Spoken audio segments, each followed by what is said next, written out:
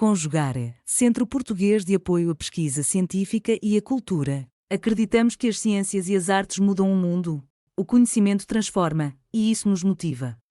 Oitavo ciclo ibero-americano de diálogos contemporâneos, com o tema História, Poder e Representações. Realização dias 19, 20 e 21 de maio de 2026.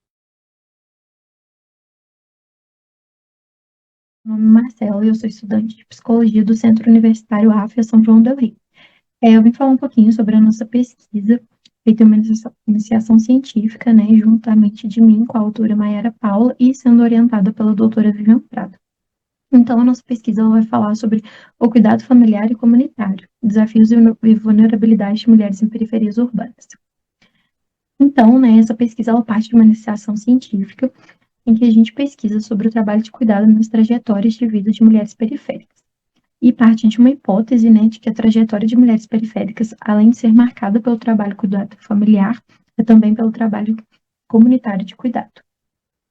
E de onde a gente parte, né, como fundamentação teórica, a gente traz a autora Silvia Federici, né, que diz: eles dizem que é amor, nós dizemos que é trabalho não remunerado.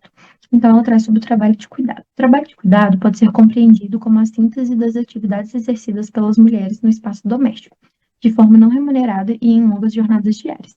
Essas atividades produzem bens e serviços essenciais à manutenção da vida e à reprodução social, sendo historicamente desvalorizadas por não gerarem valor de troca no mercado. Então, a Silva traz sobre a divisão sexual do trabalho, né, que aos homens fica destinado ao âmbito público, né, e o serviço assalariado, enquanto as mulheres ficam destinadas ao âmbito privado e ao serviço não assalariado. Esse trabalho de cuidado, né, ela traz serviços como cozinhar, limpar e cuidar de outras pessoas, né, que são serviços muitas vezes não remunerados e tidos como da natureza feminina, né, como se as mulheres nascessem para o amor e para o cuidado. E nisso, né, gera que acaba sendo um trabalho invisibilizado, né, e naturalizado, como se fosse apenas uma expressão de amor e obrigação feminina, e não um serviço mesmo, que faz parte também do capitalismo. De onde a gente parte também, né, a gente traz o feminismo comunitário, né, são elas que se ocupam das cozinhas, das casas, dos cuidados cotidianos da família e da comunidade. Então, o feminismo comunitário, ele vem da Lorena Cabinal, né, e ele parte de pesquisas, né, feitas com mulheres indígenas e em comunidades quilombolas, e nisso ela traz sobre como nas comunidades as mulheres constroem formas de resistência que nascem do cotidiano e das relações do cuidado. O feminismo comunitário parte da ideia de que o corpo e território estão ligados. Nas periferias, essa perspectiva aparece na luta coletiva, na defesa do espaço comum e nas redes de cuidado que sustentam a vida. Então, né, esse movimento ele surge na América Latina, e ele é especialmente entre as mulheres indígenas. Então, ela traz uma visão coletiva em que o sujeito não é separado da comunidade. Essa perspectiva, ela não parte do território, não só como território físico mesmo, né, mas o território como um espaço, né, um espaço em outro campo, assim. Aí, né, o cenário que onde ocorre a pesquisa é que essa pesquisa é uma pesquisa quantitativa e qualitativa, e foi feito entrevistas familiares semi-estruturadas e survey domiciliar. Essas entrevistas e o survey foram realizados com moradores de um bairro periférico e foi para pesquisa de doutorado da orientadora em 2019. Então, a gente pega uma pesquisa que estava sendo feita, que foi feita, né, da doutora, e a gente vai por outro caminho que foi tão explorado na pesquisa dela. A pesquisa ela acontece no bairro São Dimas, né, que é um bairro periférico de São João del Rei, e é uma cidade de médio porte de Minas Gerais. E lá é uma comunidade marcada por fortes laços de mobilização comunitária e lutas por infraestrutura urbana. São Dimas não é uma cidade, é um bairro bem pequeno, né, com 593 habitantes, e também que pertence a uma cidade que também não é grande, que é São João del Rei, com 90 mil habitantes.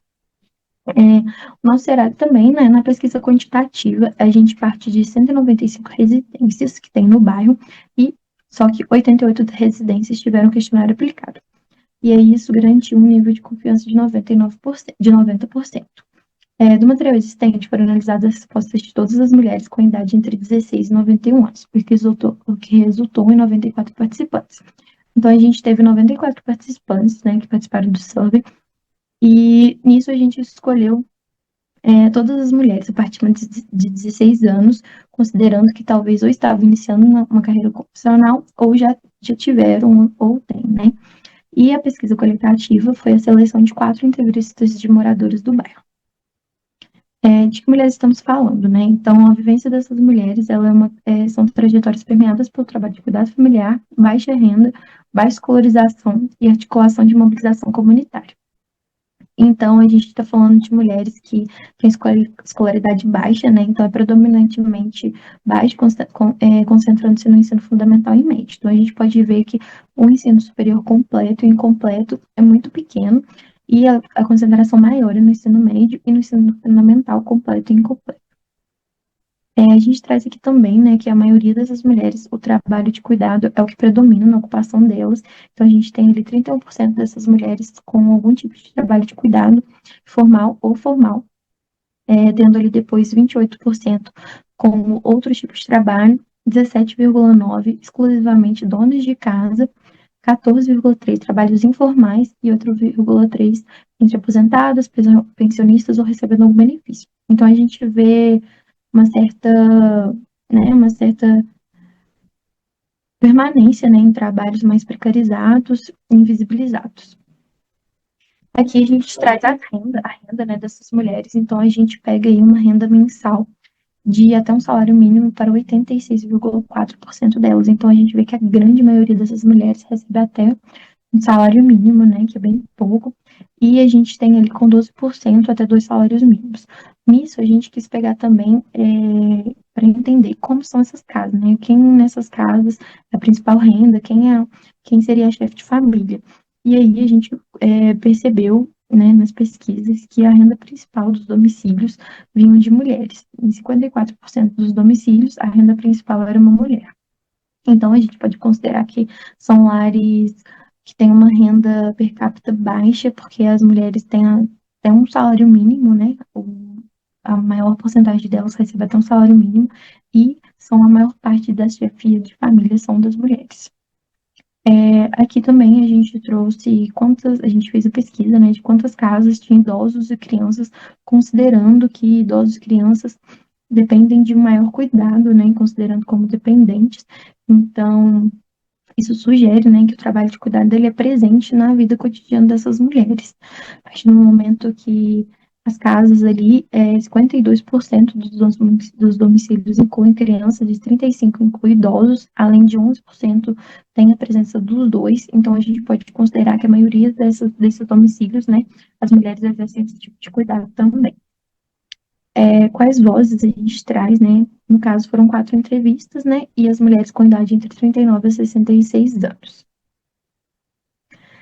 Aqui a gente traz um pouquinho do que elas trazem na falta do bairro, né? O que elas encontram de coisas que elas veem como problema e como precariedade no bairro. Aqui a Iris traz, a gente decidiu não colocar o nome delas, então escolhemos flores, né, para nomeá-las, para manter a anonimidade. Que a Iris traz. O governo não olha para cá, a gente tem que se virar. Então, ela traz sobre a questão do governo realmente não dar uma assistência ali, e que o bairro, né, e as pessoas do bairro têm que se virar para conquistar as coisas. A Dália traz. Transporte a gente não tem, aqui em cima não passa ônibus direto. Creche aqui não tem, não. Então, a gente nota, né, essa precariedade de transporte público e, além da falta da creche, né, para essas mulheres poderem trabalhar fora de seus domicílios. Aqui a gente traz um pouquinho das lutas cotidianas, né, e as conquistas que essas mulheres conseguiram, e o bairro como um todo. Aqui a Margarida traz. Aí a gente ia, furava vala, umas mulheres carregavam água, as mulheres tudo ajudavam. Nós carregava terra, nós carregava água, foi tudo feito assim. Então, né, ela traz sobre essa questão da construção dos bairros, né, quando aconteceu o sandismo, construção das casas, no caso, desculpa.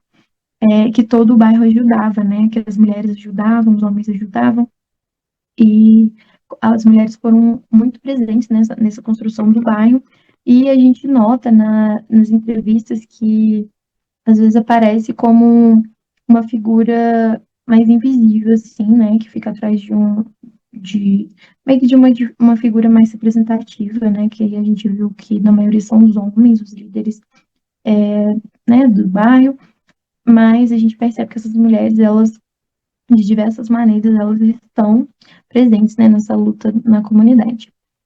Aqui a Margarida também traz, nós foi tudo criado junto, porque as mães levavam nós tudo. Nós foi tudo criado no Ribeiro, porque não tinha água de rua. Nós tínhamos que buscar roupa, nós tínhamos que buscar lenha. Tem união das pessoas assim, por causa disso, muito coleguismo. Então, assim, a gente traz, né, essa fala para representar como que o território, né, ele é esse lugar de precariedade, mas ele também é um lugar de construção de vínculos e pertencimentos. Então, essas pessoas ali, elas construíram famílias, né, e uma coletividade muito forte, em que foram criados juntos, um ajuda o outro, então isso é muito presente na sala das mulheres. Aqui, né, a gente traz essa questão do corpo-território, né, que é esse conceito da Lorena Cabinal, e esse conceito, ele surge, né, na luta de mulheres indígenas, e é meio que falando sobre como que o corpo e o território, eles são profundamente conectados, né, então o território não é apenas físico, mas é um espaço vivido, onde acontece tanto violência quanto formas de resistência. E aqui aí eles traz, né? Você acha que eu moro no morro à toa? Se eu quisesse, eu morava no centro, se eu tivesse condições. Eu moro no morro porque foi o único lugar que me deu espaço para eu construir minha família. É, nesse outro trecho, né, aí eles falam que tem muita família antiga. A avó morou, a filha mora, os filhos continuam morando. A gente tem amor pelo lugar da gente. Agora estamos tentando reativar a sensação do bairro. A gente quer ver o lugar da gente bem. Então é muito presente, né, essa conexão das mulheres com o bairro e dessa luta comunitária mesmo, de ver como que as mulheres são presentes na comunidade. Só para finalizar, né, antes de trazer um pouquinho as referências, esse corpo-território, né, a gente vê muito como as mulheres permanecem no território, por ser um lugar que é distante, né, dos centros urbanos, então às vezes as mulheres, elas ficam em casa, elas ficam na comunidade e elas fazem parte muito dessa força da comunidade de construção e de ressignificação do lugar de precariedade mesmo, né. Então a gente quis trazer um pouquinho, né, de como foi como é essa luta, né, das mulheres na comunidade e o que isso representa para ela. Essas são as nossas referências, né, dos slides. E muito obrigada. Realização Conjugare, Centro Português de Apoio à Pesquisa Científica e à Cultura. NUPAN, Núcleo de Património, Arquitetura e Memória Fluminense. Programa de Pós-Graduação em Património, Cultura e Sociedade da Universidade Federal Rural do Rio de Janeiro. Apoio Editora Cravo e Universidade Federal Rural do Rio de Janeiro. Inscreva-se no canal, comente, curta e compartilhe. Obrigado por assistir.